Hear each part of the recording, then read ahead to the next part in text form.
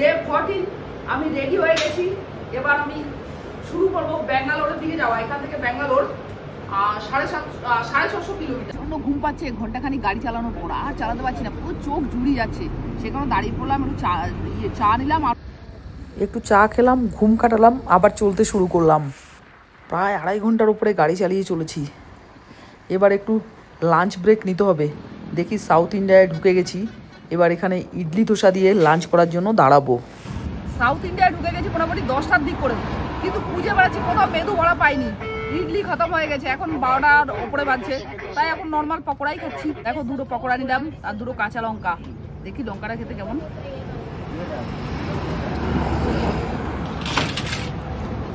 পেঁয়াজি 10টা সাউথ ইন্ডিয়ায় ঢুকে গেছি। দেখো, কর্ণাটকে রয়েছি আর সাউথ ইন্ডিয়ার খাবার দিয়ে, ধোসা দিয়ে আমি লাঞ্চ করছি। আমার তো খুব প্রিয়। দেখো, এখানে কিন্তু কোনো আলু দেয়, আমাদের কিন্তু আলুতে ভরিয়ে রাখে মশলা ধোসা। আর এখানে একটা সবজি দিল, চাটনি, সাম্বার, হেভি লাগে।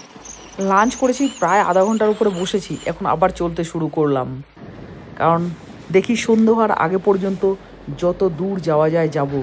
এখন আমার গন্তব্য হচ্ছে একদম সাউথ ইন্ডিয়ার চেন্নাইয়ের দিকে। চেন্নাই পরে ঢুকবো, কিন্তু তার আগে আমি যাব উটির দিকে যাব। উটি যাব, মধুমালাই ফরেস্ট যাব, তারপর উটি থেকে আমি রওনা দেব যে ফাইনাল যে মেট্রোপলিটন সিটি চেন্নাইয়ের দিকে। তো এখন আমার চেন্নাই নয়, এখন হচ্ছে গিয়ে উটি আমার গন্তব্য। দেখি সন্ধে হওয়ার আগে পর্যন্ত চালাবো। খুব সুন্দর আশেপাশের দৃশ্য, সাউথ ইন্ডিয়ার যে প্রাকৃতিক দৃশ্য। কখনো দেখা যাচ্ছে চারিপাশে গাছ, কখনো হালকা ঘন জঙ্গল, কখনো হালকা শহর। উপর দিয়েই ছুটে চলেছে আমার হান্টার বার্ড। সন্ধে প্রায় হয়ে এসছে, এবার আমার থামার পালা। হোটেলে ঢুকে গেছি, এবার ফ্রেশ হয়ে আমি ডিনার করতে যাব। এটা দেখো, 2টো সবজি দিল, একটা ডাল দিল, ও না, এটা সাম্বার, দই দিল, রাইস 1 বাটি আর তন্দুরি রুটি 2 পিস। এটা হচ্ছে গিয়ে 180 টাকা থালি। আমি একটু খেয়ে দেখি কেমন হয়েছে।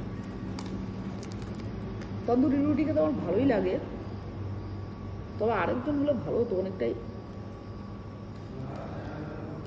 ভালো বানিয়েছে এটা। এটা একটু খেয়ে দেখি। রাজমা, এটা ওই ডাল টাইপের, হালকা টক, ভালো বানিয়েছে, সুন্দর, অনেক হয়ে যাবে আমার জন্য।